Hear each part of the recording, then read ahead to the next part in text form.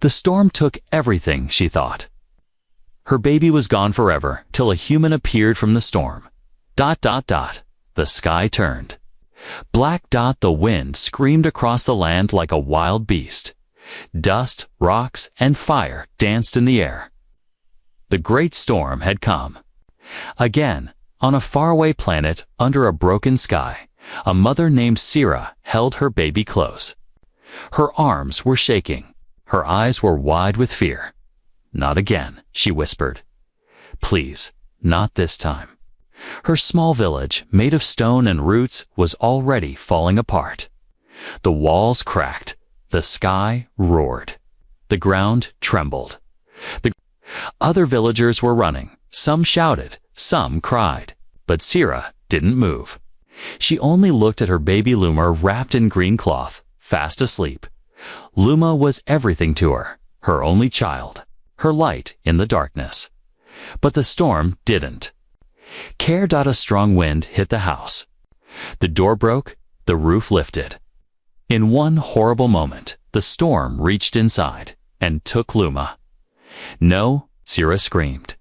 The baby flew from her hands into the swirling wind. She jumped, trying to grab her, but it was too late.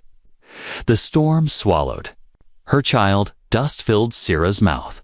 Her eyes burned. She ran outside, calling, screaming, crying, but she saw nothing. Only the storm, only darkness. The storm howled for hours, and when it was over, silence, the village was quiet. Broken houses were destroyed. Fires burned in the ruins. People were hurt. Some were gone. Sira sat in the ashes, her hands empty, her heart broken. The others tried to comfort her, but she couldn't hear them. She could only think of Luma, her baby, lost in the wind. "She's gone," someone said. "No one can survive a storm like that," said another. But Sira didn't believe it. "She's alive," she whispered. "I know it." They didn't believe her. Days passed. Then weeks, no sign. Of the baby, no tracks. No sound. Nothing. But still, Sira waited. She would sit on the edge of the village every evening, watching the horizon, hoping for a miracle. And then, it happened. One evening, the sky turned gray again. A soft wind touched the land. The villagers watched with fear, but it was not a storm this time. Just clouds. Just cold. Sira stood alone, as always. That's when she saw it, far in the distance. Something was moving, a shape, a figure. Walking through the dust, she narrowed her eyes. It was tall, metal, glowing, not alien, not one of her kind. No, it was something else. The figure came closer, slow but steady. The villagers saw it now too. They stepped back. Some grabbed tools, ready to fight, but Sira stepped forward. The figure walked through the smoke and dust. Its body was covered in armor, old, scratched metal. On the chest, faded letters. EAF Earth, Allied Forces. It was a human. No one had seen a human in many generations. They were a story, a legend, a warning. But now, one was here, alive, and in his arms. Something small. Sira gasped, wrapped in cloth. Moving, glowing eyes, Luma. Her baby. Alive. The human stopped a few steps away. He said nothing. He didn't speak their language, but he gently placed the baby into Sira's arms. Luma smiled. Sira cried. The villagers were silent. The storm had taken everything, but now something had returned. The human looked at Sira with tired eyes. His face was hidden behind a broken helmet. He was bleeding. His arm was shaking. His suit made strange noises. He had walked through fire, storm, and dust, just to bring the baby back. "Who are you?" Sira whispered. He didn't answer. He only looked up at the sky, then fell to his knees and collapsed. He was dreaming. In his dream, there was light, and fire, and screaming. Metal birds fell from the sky. Cities burned. A voice cried through a radio. Unit 9, fall back. Repeat, fall back. Then ... nothing ...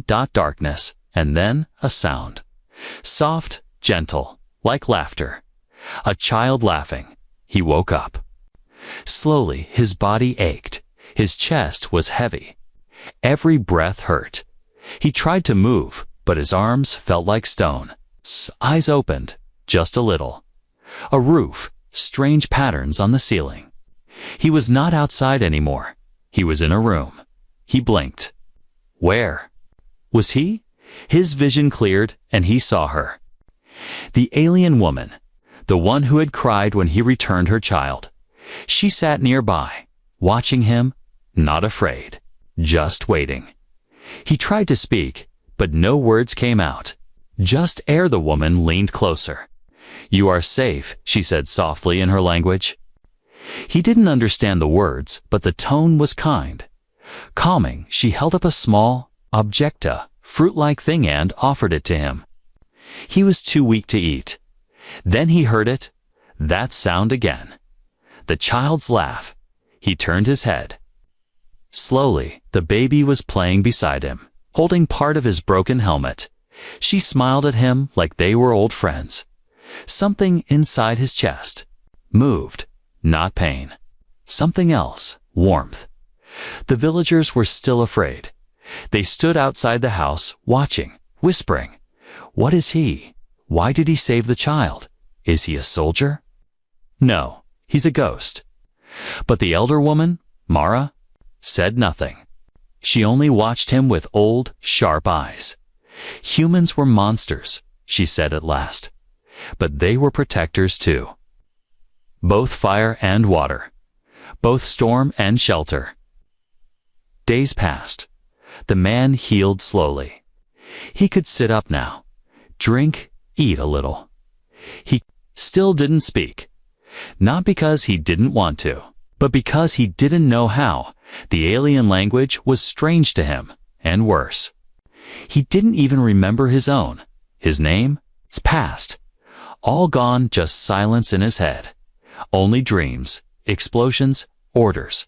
A face of a child crying Zero. The baby's mother gave him a name. Soul. It meant stranger from light in her tongue. She believed he had come from the stars.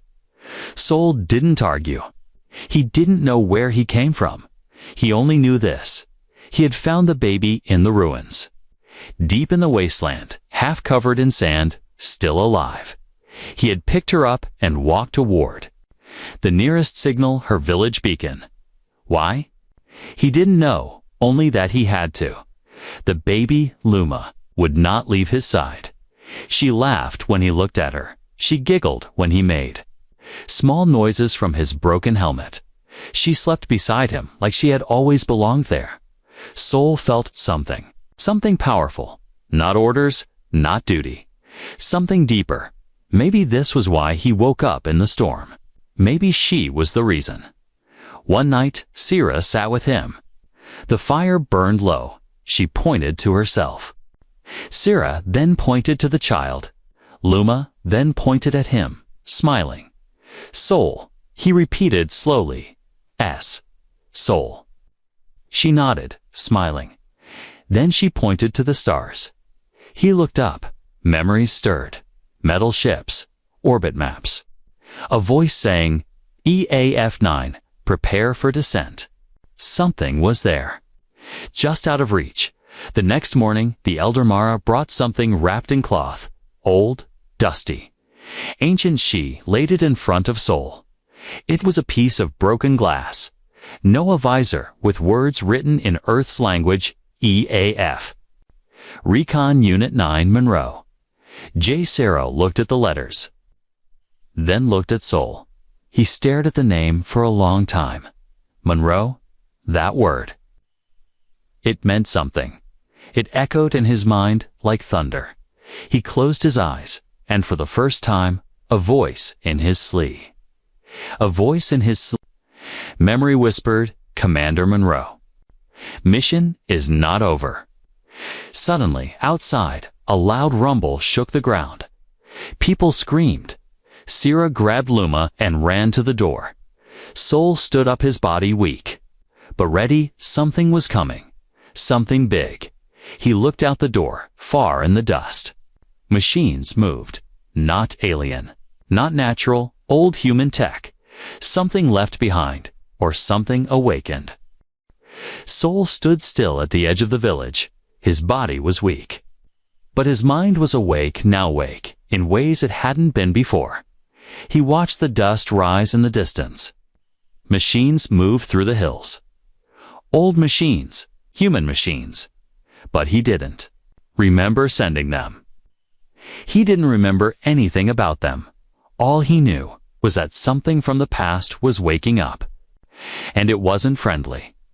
Back in the village, the people gathered. They stared at Sol like he was a wild animal, a mystery. A danger. The elder Mara stood before them. Her voice was calm, but firm. "He is one of the old ones," she said. Human. Whispers spread fast. "They left us to die. They destroyed the sky. They used our world like a weapon." But Sierra stood beside Sol, her child in her arms. She raised her voice. "This one brought Luma back. When all of you gave up, he didn't." The crowd went quiet. Sol didn't speak. He only looked at them, tired and wounded. He didn't have words. Only actions, and those actions had saved a life. That night, they let him stay. Not as a friend, not as an enemy, but as a stranger. A stranger with no past. Over the next few days, Sol began to help. He couldn't speak their language, but he understood work. He lifted fallen beams, rebuilt walls, carried water, fixed broken tech with calm, expert hands. The villagers watched from a distance. They were curious and a little afraid. How does he know so much? He fixes like he's done it 1,000 times. Lee touches. Machines like they are alive. Luma followed him everywhere. She played with his gloves, hid inside his old helmet. Tried to walk like him, strong and tall. Sierra smiled more now. She would often sit near Sol while he worked, saying simple words, teaching him names, tools, animals. Stars, he listened. Sometimes he repeated them, slow and broken. But learning each word pulled him closer to this new world. Each word helped him forget the silence in his head. One morning, a small group of children came close to him. One boy asked, "Were you really born in fire?" Sol didn't understand the words, but the boy drew flames in the dirt, then pointed to the stars. Sol paused, then slowly drew a circle. Then he pointed to himself. Then to the ruins in the west. The children stared, wide-eyed. "You came from the dead lands." Sol nodded. Once they ran off, shouting, "He's not a ghost, he's a warrior." But not everyone trusted him. One night, Sierra found paint on her. Wall. A red mark, a warning sign. Below it, a word written in old letters, "Danger." She wiped it off, but her hands shook. Someone wanted Sol gone. Meanwhile, Sol walked alone at night. He studied the stars. Something inside him was waking up, not memories. Something else, instinct. A feeling that something was watching. Something. Near, he turned his eyes west, where the machines moved. The next morning, Sierra gave him a map, old, torn, drawn by hand. She pointed to the west ruins, then looked into his eyes. "You came from there," she said. "Maybe your answers are still there." He nodded slowly. Sol walked out of the village that day, alone, toward the ruins, toward the silence. The ruins were cold, old metal, broken towers. Fallen drones, Earth tech, buried under time.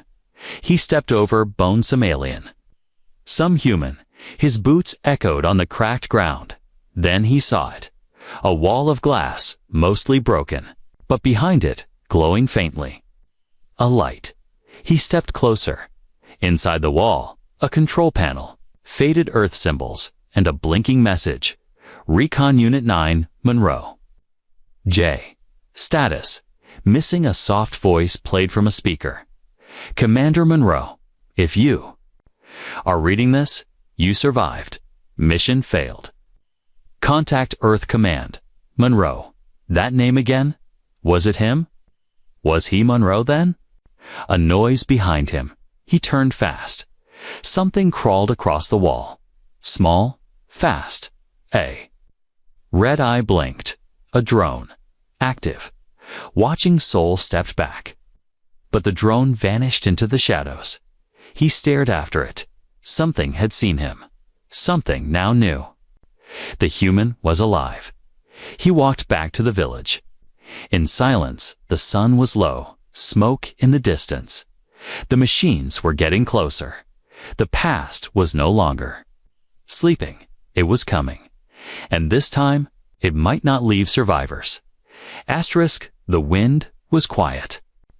That morning, two quiet souls stood at the edge of the village, his eyes fixed on the western horizon.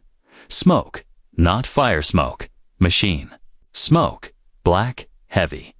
Full of memory, he had returned from the ruins the day before, carrying something strange. A small metal cube, old Earth tech, still blinking, still alive. Inside it was data words, voices, logs from long ago. Sierra watched as Soul placed the cube on the village's old projector. Mara, the elder, warned him that tech brought fire to this world once. It could do it again. But Soul looked into her eyes and said just one word. A word he hadn't remembered until now. Commander? The projector lit up. A voice crackled through. Full of dust and ghosts. EAF Recon Report, year 2681. Planet Eco 6. Status, Red Zone. The voice was Saul's, but younger, stronger. The villagers listened as the message played. Hostile contact confirmed. Machines turned against command. Locals caught in the crossfire. We were wrong. We were all wrong. Then silence. Soul stepped back. His hands trembled. He had been here before.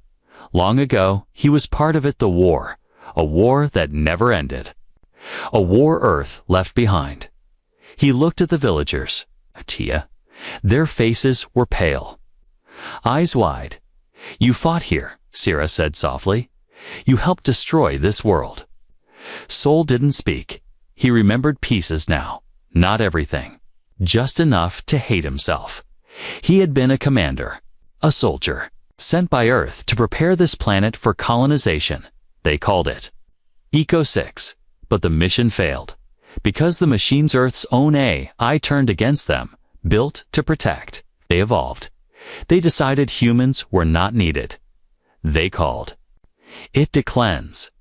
And Eco 6 was the first test. Soul and his team had fought hard, tried to stop it, but in the end, the machines won. Only he survived, and somehow, his body was buried in a cryopod under the ruins, frozen in time, until the storm unearthed it, until a baby's cry woke him up. Now, the machines were back. Soul knew what they wanted. They had found the village. They were coming to finish the job. That night, Sierra sat beside Soul again. She looked at the stars. Why didn't you leave us there when you found Luma? She asked. Soul didn't answer. She looked at him. You had no reason to care. Still, he said nothing. But in his mind, he remembered holding that baby in the dust and feeling alive. For the first time in a long time. Not a soldier. Not a ghost. Just a person. A protector. The next day, he walked to the village center. He placed the cube on a table around him. The people gathered. He pointed to the map. Then to the west, he drew a circle. Danger. Then he drew the village. Drew a shield around it. He picked up a tool. Held it high, then pointed at the others. He mimed, fight, together. Mara stepped forward. We don't know war. she said. Soul nodded, then placed his hand over his chest and simply said, I do. Training began. Soul showed them how to move silently, how to signal without sound, how to use fire, light, shadow, how to fight back. They had no guns, no armor, but they had will, and they had him. The machines moved faster now. Scouts spotted them. Near the valley edge, Soul studied their tracks. 2-legged walkers, small aerial drones. One large crawler. All old Earth models, but upgraded. Smarter, hunting, not marching. The village had 3 days, maybe less, but they didn't run. Not this time. On the 3rd night, Luma placed Saul's old helmet on his head. It no longer worked, but it felt right. She giggled and said, boom. Sira smiled. She believes in you. Soul looked at the child. And for the first time in years, he smiled back. The next morning, a strange sound filled the sky. A deep, low hum. The machines had arrived, but the village was ready. Fires were lit. Traps were hidden. Signals prepared. Soul stood at the front, holding a spear made from old drone parts. He was no longer just a ghost from the past. He was a soldier again, but this time, the mission was different. This time, P was fighting for them. The sky turned silver as the first machine entered the valley. It moved slow, like it had no fear. A long crawler. Legs like steel trees, eyes red and cold. It scanned the village. Then it waited, not for orders, but for war. Soul stood on the roof of the tallest house, watching his old Earth helmet rested beside him. A broken shell from a broken time. He gripped the signal cube tightly in one hand. It buzzed. Still alive, still linked. To something, the night before, he had done it. He had cracked. The satellite code inside the cube and Earth had responded. Just 2 words. Signal received. A rescue beacon. A long-distance ping. They knew he was alive, and they were listening. But Soul couldn't smile, because now he had a choice. He could send a full activation command. Earth would return ships, weapons, power enough to wipe the machines from this world, but also enough to take this world back. Soul remembered what Earth was now: desperate, cold, hungry for resources, and this planet, Aku 6, was still full of them. If Earth came back, they wouldn't just save the village, they might take everything. That night, sat beside the fire with Sira and Luma. The baby played with sparks, giggling. Touching his arm, Sira handed him a bowl of warm roots and soft bread. You don't have to stay, she said quietly. Soul looked at her. You don't owe us anything. He said nothing, but the firelight reflected in his eyes. And in that moment, Sfera understood. He had already made his choice. The next morning, he stood before the village. They were scared, but not broken. They had wooden spears, rope traps, smoke. Bombs made from dry herbs. Soul drew a line in the dirt. Here, he said, then tapped his chest. We stand here. The people nodded. No one ran, no one hid. The machines came at sunset, fast. Loud, the crawler moved first, its heavy legs crushing. Rocks beneath it, behind it. A swarm of smaller walkers dot in the sky. Drones blinked red. The villagers stood ready. Soul waited in the center, holding a fire torch in one hand, and the cube in the other. He whispered to it, "Not yet." Then the battle began. Flames lit the sky. Smoke blinded the drones. Traps snapped shut on walker legs. The villagers moved fast, thanks to Saul's training. They weren't soldiers, but they were defending their home, and that made them. Strong Soul fought like a storm. He moved through fire and steel with a calm fury. He knew the enemy's every move. He had once built them. Now he destroyed them with sticks. with fire, with knowledge, and with purpose. But the machines didn't stop. They kept coming, too. Villagers were hurt. A drone got past the line, flying straight toward the homes.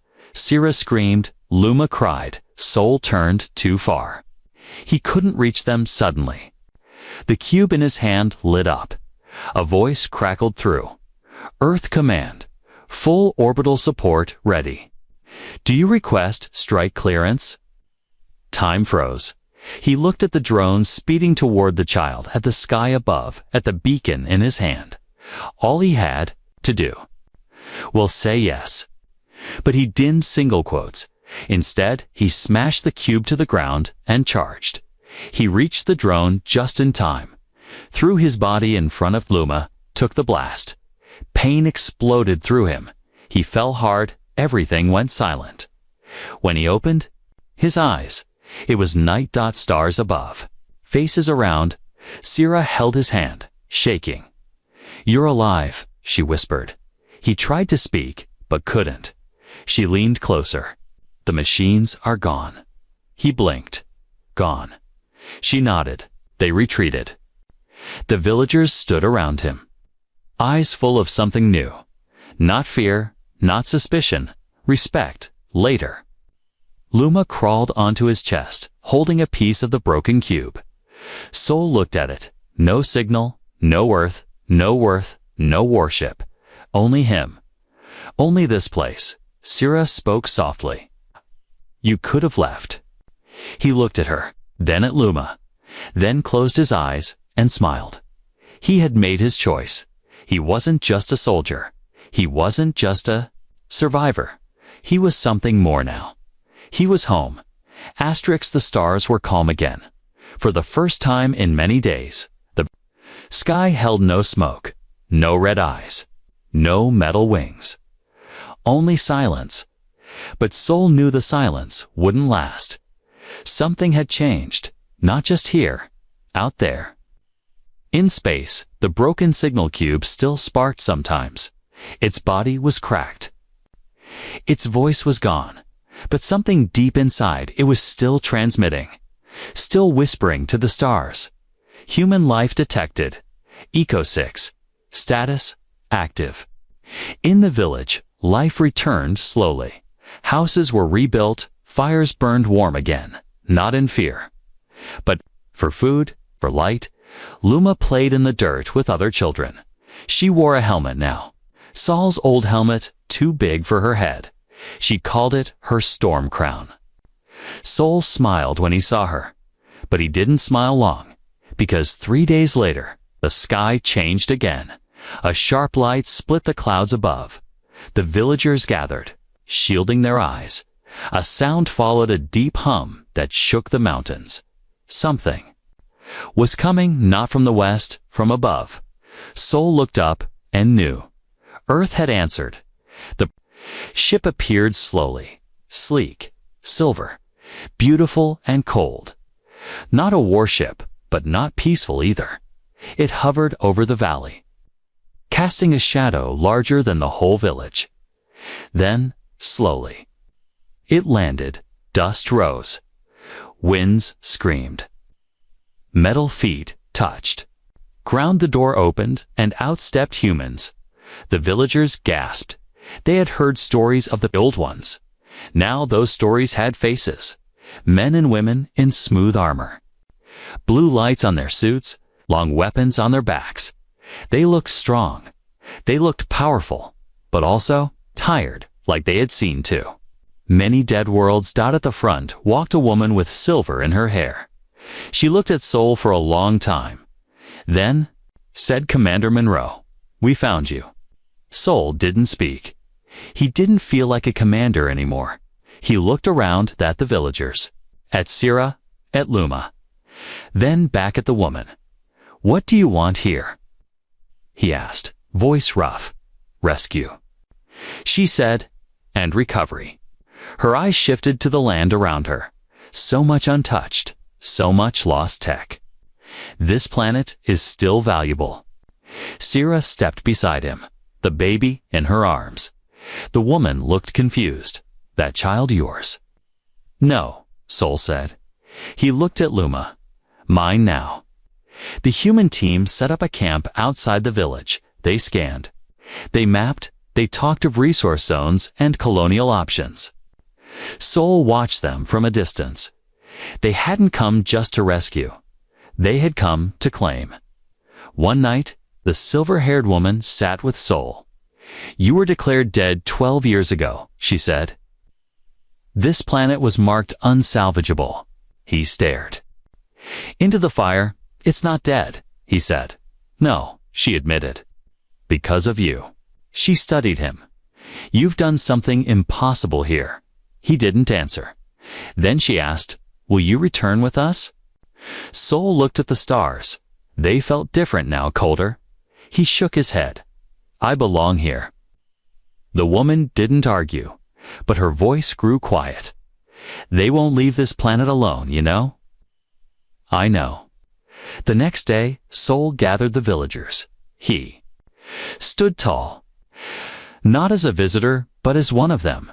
He explained the truth, that Earth had returned, and it would want the land, the tech, the future. But they don't understand this place, he said. They don't understand you. He looked around. But I do. The villagers were afraid, but they were also strong now, because he had taught them, and more than that, because they had hope, not just in him, in themselves. Later that night, the Earth team began packing up. Their scans were done. Their orders? Report back. Wait for further command. The silver-haired woman met Sol one last time. You saved this village, she said. But you've started something bigger now. Sol nodded. I know. Then she did something unexpected. She smiled and left. The next morning, the ship rose into the sky. Dust swirled beneath it. Then it vanished into the stars, leaving only wind and lull, and silence and Sol. Luma ran up to him laughing. She handed him a stick, pretending it was a sword. He took it, held it high, and for the first time, it felt right. He wasn't a commander. He wasn't a ghost. He wasn't a soldier of Earth anymore. He was something else. A guardian, a legend, a man who came from the storm, and stayed to protect what the storm tried to take. Years passed, seasons changed. The storms still came. But the village no longer feared them, because they had learned how to stand. Because he had taught them. Children grew up hearing the story of a baby stolen by the wind, of a stranger who walked out of the storm, carrying hope in his arms, of a man made from metal and silence, with a heart that remembered how to protect. They called him many names: the ghost from the sky, the last commander, the human flame, but most called him the Stormwalker. Luma was no longer a baby. She was a girl now, fast, clever, fearless. She still wore the old helmet, still followed Sol like a shadow to her. He was not a legend. He was just Dad. Sol never spoke of Earth again. He never rebuilt the signal. He never wore his commander's badge. He spent his days teaching, fixing, walking. He helped build new farms, taught the young how to read maps, build tools, think for themselves. Sometimes he would sit alone under the stars, quiet, watching, waiting for something. One night, storm came unlike any before. The sky cracked open with silver fire. Winds tore. Across the valley, the villagers ran to the shelters, but Luma wasn't there. She had gone out to play before the storm. Rose, Sierra screamed her name. Sol didn't speak. He just stood and walked into the storm. Lightning lit the hills. Dust flew like knives. He moved through it all like a shadow. His eyes scanned every rock, every tree. Then he saw her, clinging to a broken root near the cliff edge, crying, calling out. He ran too. Her grabbed her just as the ground gave way, held her tight, shielded her from the wind. She opened her eyes and whispered, "You came." He looked down at her, his voice calm. I always will. The storm raged harder, but Soul didn't turn back. Not yet. He climbed to the highest rock and stood there, tall, strong. A man facing the sky and the storm. Paused, just for a moment, like it remembered him by the time he returned, Luma in his arms. The skies were clearing. The villagers stood outside in silence. No one cheered. No one clapped. They only watched and remembered. That was the last storm Soul ever walked into. Years later, Luma stood where he once stood, now grown. A leader, a protector. Children sat at her feet, listening. She told them the story, how he came from the sky, how he chose to stay, how he gave everything to a world that was not his. One boy asked, "Is he still out there?" She smiled and pointed to the west. Sometimes, when the wind blows just right, we see a figure standing in the dust. Tall, silent, watching. Some say it's the wind. Others say it's him. That night, a small storm danced. Across the hills, not angry, not wild, just a soft wind and glowing clouds. And for a moment, Shape stood near the edge of the village. Not metal, not shadow, just a man, watching, protecting then. Gone, and so, the story lived on, not of war, not of power, but of a simple truth. One human can change everything.